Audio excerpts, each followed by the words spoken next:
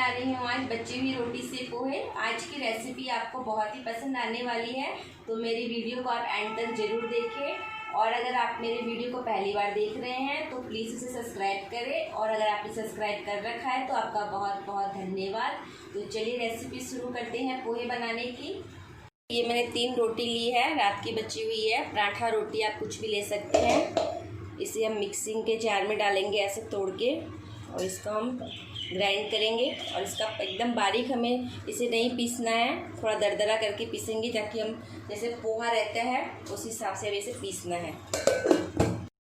रोटी को हमें पोहे के जैसे ही ग्राइंड करना है, और इसे आप फ्रेश रोटी से भी बना सकते हैं। मैंने रात की बची हुई रोटियां ली है, मेरे बच गई थी, तो आप फ्रेश रोटी बना के भी पोहा बना सकते हैं रोटी का। पैन में 1 बड़ा चम्मच इतना ऑयल डालेंगे। ऑयल को गर्म होने देते हैं।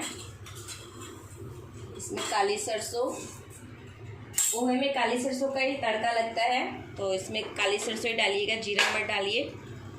और देखने में भी बहुत सुंदर लगता है। राई को थोड़ा तड़कने देंगे। राई तड़क रही है अच्छे से।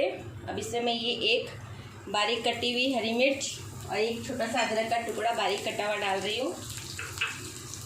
इसे थोड़ा फ्राई कर लेते हैं। इसमें आप गार्लिक भी ऐड कर सकते हो अगर आपको पसंद है, तो मैं नहीं डाल रही हूँ इसके अंदर। अब इसमें मैं डाल रही हूँ ये आधा चम्मच चने की दाल और आधा चम्मच उड़द दाल। पोहे में ये डालने से फ्लेवर बहुत अच्छा आता है पोहे का। इसे थोड़ा हम फ्राई कर लेते हैं। दाल को हल्का सा कलर चेंज कर लेंगे। और दाल डालने से जब पोहा खाते हैं तो हमारे जब मुँह में क्रंची क्रंची आता है, बहुत अच्छा लगता है। अब इसमें मैं डाल रही हूँ 1 छोटा कटा हुआ प्याज, तो थोड़ा सा ब्राउन कर लेते हैं। अब इसमें मैं डाल रही हूँ थोड़ी सी मूंगफली के दाने हैं ये। इसे भी थोड़ा सा हम फ्राई करेंगे, इसका कलर थोड़ा सा हमें चेंज करना है। ये 1 टमाटर डाल रही हूँ, छोटा है, बारीक कटा हुआ। इसे भी मिक्स कर लेंगे।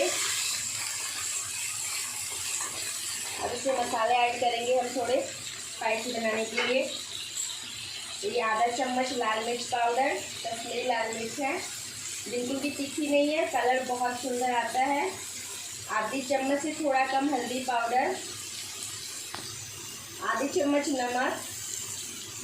मसाले आप अपने टेस्ट के अकॉर्डिंग कम ज़्यादा कर सकते हैं। आधी चम्मच धनिया पाउडर। इसे मिक्स कर लेंगे। और इसमें मैं डाल रही हूँ ये 6-7 कड़ी पत्ते। ये मैं ऊपर से दे रही हूँ, अगर इसमें तड़के में डालते तो इस पूरे तड़क जाते, तो ये सुंदर नहीं दिखते। तो अभी ग्रीन अच्छे लग रहे हैं देखने में पोहे में। और इसमें मैं डालूँगी थोड़ी सी काली मिर्च, गोल मिर्च का पाउडर। और इसमें हमने जो रोटी पीसी है पोहे के जैसे मिक्सर के जार में, वो हम डाल लेंगे इसके अंदर, सारी ऐड कर देंगे। इसे अच्छे से मिक्स कर लेते हैं।